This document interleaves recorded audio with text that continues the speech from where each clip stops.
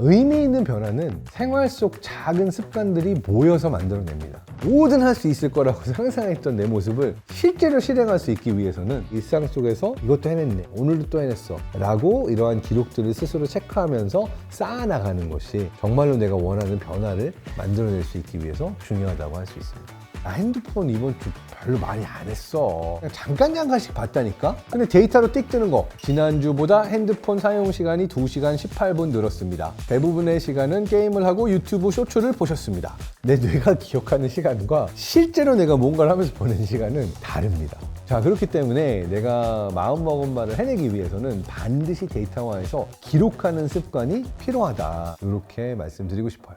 안녕하세요. 뇌과학 박사 장동선입니다. 벌써 1년이 거의 다 가고 12월 말이 다가왔다는 게 믿기지가 않습니다. 올 한해 뭐 했지?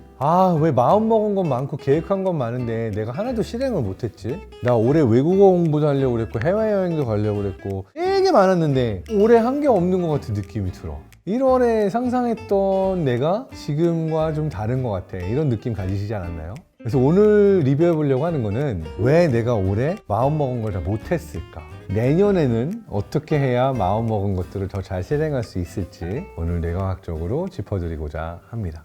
제가 1년 동안 뇌가 어떻게 변해가는지를 1월에 내에서 12월에 내까지 일어나는 변화를 짧게 한번 요약해 보겠습니다. 자, 1월의 뇌, January Brain. 어떤 뇌냐? 연말 연초 긴 연휴 실컷 다 쉬고 나서 에너지 충전이 된 뇌예요. 그래서 1월의 뇌는 주로 뭘 하냐? 계획을 짭니다.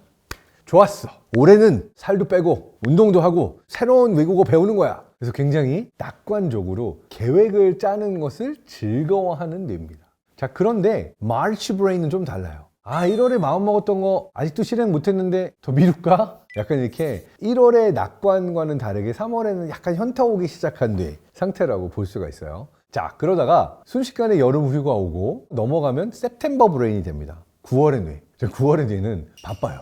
올해가 벌써 하반기가 됐네? 하기로 한 거도 못했네? 올해가 한 3개월밖에 안 남았는데? 할 수 있을까?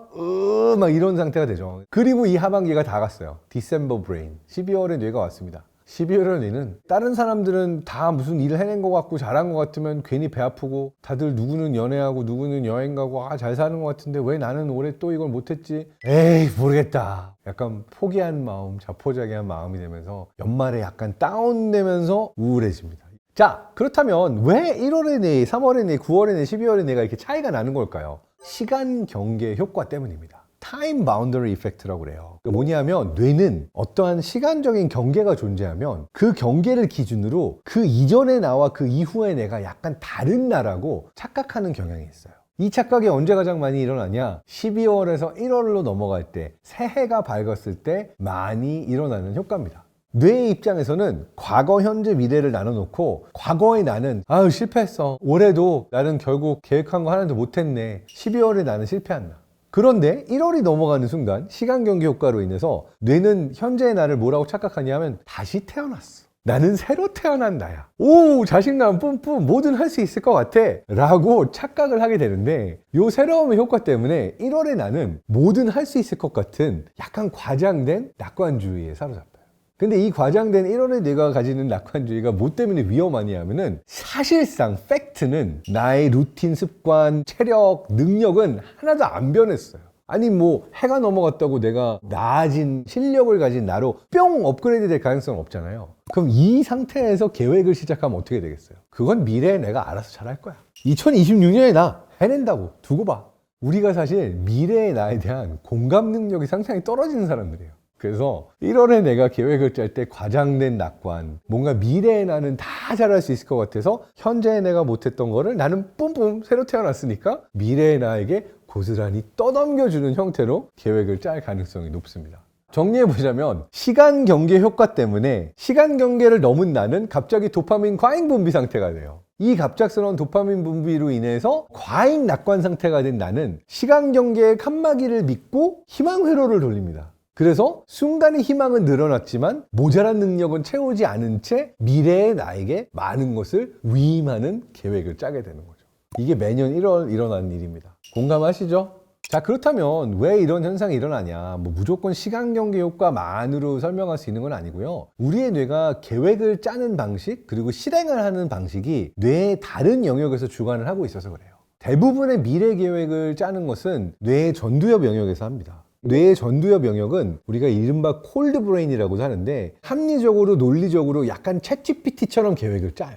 이상적이다. 모든 것을 실행할 수 있는 나로 상정을 하고 계획을 짭니다. 그러면 실행을 해야 되는 나는 누구냐? 감정을 좌우하는 변연계, 특히 도파민 분비와 관련된 영역들이 이런 단기 보상에 대한 반응성이 높고요. 또 변연계 안에 편도체도 있는데 얘는 스트레스, 부정적인 감정 이런 거에 되게 약하거든요. 그러니까 실제로 뭔가를 하려면 항상 쉽게 되는 일은 없잖아요. 스트레스 많이 받는다고요.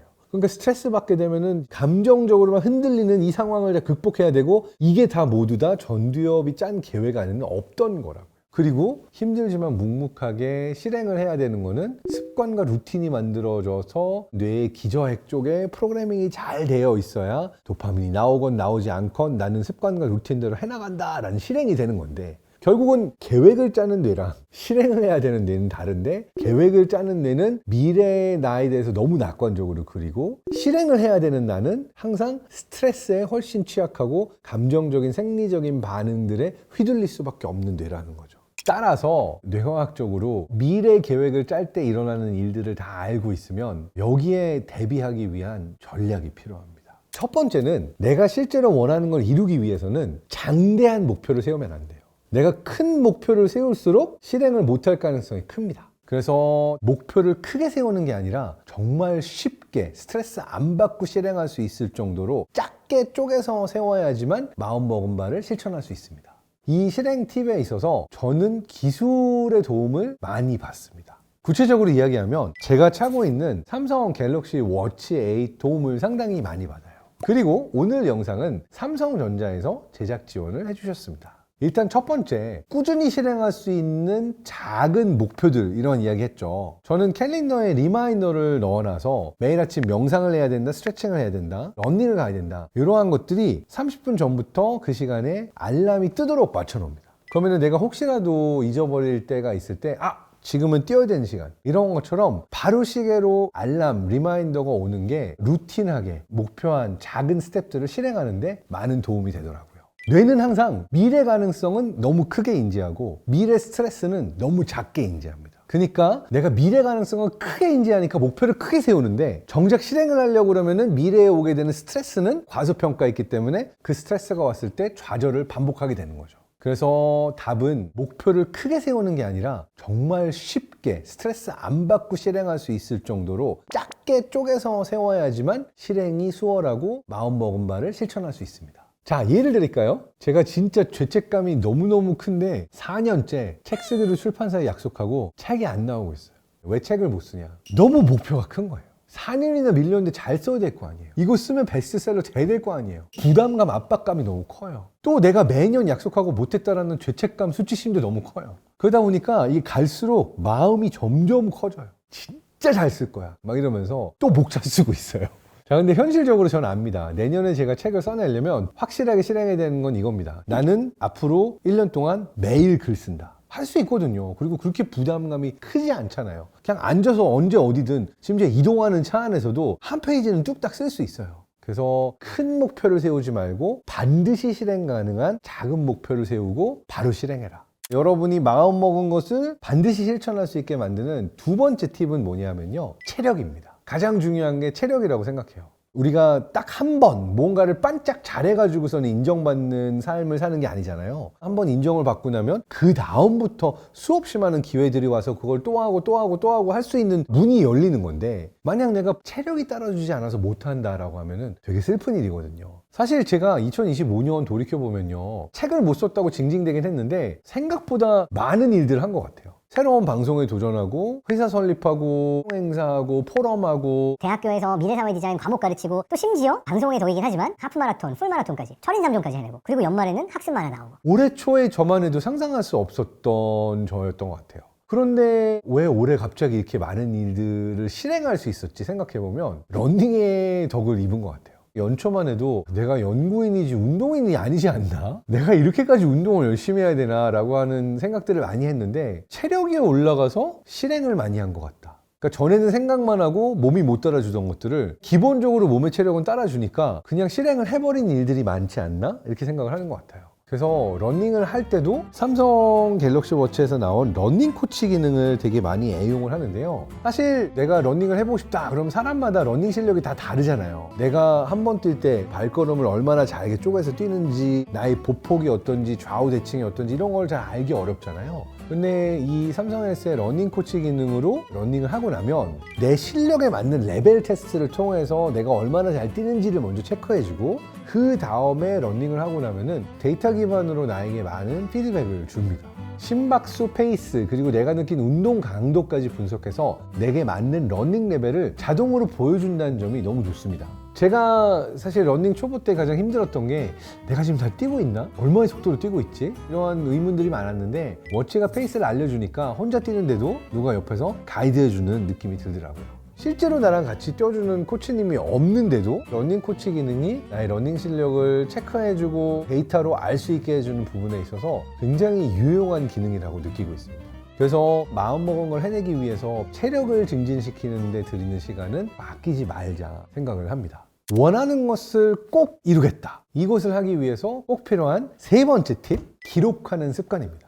예를 들어서 내가 이거 꼭 해야지 라고 생각하고 하기로 한 것들을 내가 어떻게 해나가는지 쭉 기록하지 않으면 아 맞다 그런 생각했었지 라고 사라져버리는 경우가 많아요. 그러니까 우리의 뇌가 하루 동안 한 일들, 특히나 일주일이 지났고 한 달이 지난 동안 내가 무엇을 해냈는가는 기록하지 않으면 뇌가 세세하게 기억을 하지 못해요. 나는 뭔가 그날 엄청 열심히 뭔가 공부만 한 것 같지만 실제로 기록해보면 2시간 공부하고 그 외 시간은 놀았던 경우가 더 많다 뭐 이런 것도 있고 아이 나 핸드폰 이번 주 별로 많이 안 했어 그냥 잠깐씩 봤다니까. 근데 데이터로 띡 뜨는 거 지난주보다 핸드폰 사용 시간이 2시간 18분 늘었습니다. 대부분의 시간은 게임을 하고 유튜브 쇼츠를 보셨습니다. 내 뇌가 기억하는 시간과 실제로 내가 뭔가를 하면서 보낸 시간은 다릅니다. 자, 그렇기 때문에 내가 마음먹은 바를 해내기 위해서는 반드시 데이터화해서 기록하는 습관이 필요하다 이렇게 말씀드리고 싶어요.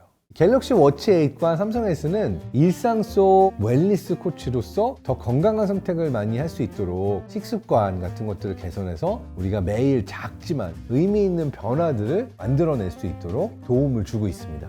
좋은 음식, 특히 내 몸에 필요한 음식들을 많이 섭취해 주는 게 중요한데 바로 카로티노이드입니다. 당근이나 토마토, 오렌지 같은 종류의 과일과 채소에 많이 존재하는 성분인데요. 이러한 항산화 성분은 음식이나 영양보충제들을 통해서만 섭취가 가능한 물질입니다. 자, 근데 내가 충분히 이런 항산화 물질을 많이 섭취했는지 아닌지 내가 스스로 알기는 되게 어렵잖아요. 삼성 갤럭시 워치 8에는 아주 유용한 기능이 탑재되어 있습니다. 이 항산화 지수를 갤럭시 워치 8를 통해서 확인할 수가 있습니다. 지금 보시는 것처럼 아주 간단하게 측정이 가능한데 5초 안에 바로 결과를 볼 수가 있어요. 그래서 항산화 지수가 낮으면 개선을 위한 식단을 추천해 주기도 해요. 예를 들어서 오늘 식단에 토마토 2개와 깻잎 5장 또는 딸기 10개를 추가해 보시면 어떨까요? 이런 형태로 추천을 주기도 하죠. 사실 식습관이 건강에 미치는 효과는 우리가 직접 눈으로 확인하기가 되게 어려운데 이 항산화 지수 측정하는 기능은 매우 유용한 것 같은 게 내가 조금 더 많이 이러한 항산화 물질을 섭취해야 되겠는데? 라고 하는 것을 알 수 있도록 해줘서 이 기능이 또 매우 유용하지 않을까 생각이 됩니다. 내가 뜻하는 말을 이루기 위해서 무엇이 중요한가라고 할 때 어떤 데이터 기반으로 기록을 살펴보는 것들이 중요하다고 말씀을 드렸는데요. 이러한 스마트워치의 유용한 기능들을 활용해서 내가 충분히 항산화 물질들을 섭취해주고 있는지, 러닝을 하면서 어떠한 부분들을 스스로 개선할 수 있고 내 실력을 늘려나갈 수 있는지 도움을 받을 수가 있어서 단순히 내 뇌의 자기 인지와 기억만으로 체크하고 팔로우업 할 수 없는 영역들은 이러한 스마트 기술의 도움을 받는 것이 아주 유용하다고 생각합니다. 일상 속에서 내가 나아지는 모습들을 보고 행동을 변화시키고 더 건강한 내가 만들어가는데 내가 목표한 것들을 포기하지 않고 이뤄내는데 이런 기록들을 통해서 내가 얼마나 발전했는가 볼 수 있게 하는 것이 많이 도움을 주는 것 같습니다. 의미 있는 변화는 생활 속 작은 습관들이 모여서 만들어냅니다. 뭐든 할 수 있을 거라고 상상했던 내 모습을 실제로 실행할 수 있기 위해서는 일상 속에서 이것도 해냈네, 오늘도 또 해냈어 라고 이러한 기록들을 스스로 체크하면서 쌓아나가는 것이 정말로 내가 원하는 변화를 만들어낼 수 있기 위해서 중요하다고 할 수 있습니다. 자, 어떻게 하면 마음 먹은 바를 실행하는가, 이런 주제로 얘기를 했는데요. 사실 내 안에는 수많은 나들이 존재하거든요. 좌절하는 나, 실패하는 나, 또는 무언가를 독하게 해내는 나, 마음 먹은 바는 다 이루는 나, 얘네들이 공존하고 있어요. 내 안에는 되게 다양한 모습들이 존재하고, 말씀드린 것처럼 1월에 내가 다르고 12월에 내가 다르기도 하죠. 그래서 되게 흥미롭게도 내가 계속 나를 힘들게 하고 있다 라고 하는 거는 미래의 나에 대한 공감 능력이 떨어졌기 때문이라고도 볼 수가 있어요. 현재의 내가 야, 쟤 불쌍하다, 미래의 나 저것도 나인데 그냥 오늘 내가 조금이라도 일을 더 해버릴게, 그래야 내일의 내가 조금이라도 편할 수 있지 않을까? 라고 현재의 나도 미래의 나도 같이 행복할 수 있는 공감 능력을 기르는 게 중요할 것 같습니다. 여러분이 과거에 모자랐다면 현재가 과거보다 낫기를, 그리고 현재가 힘들다면 미래에 더 나은 나를 만날 수 있기를 기원하면서 오늘 영상을 마치도록 할게요. 연말에 너무 스스로에게 각박하지 마시고요. 또 미래의 나에게도 너무 많은 계획을 넘겨주지 마시고요. 여러분 모두 현실적으로 좀 더 나은 내가 되어갈 수 있는 그 방법을 찾아서 꼭 실행하시길 바랍니다.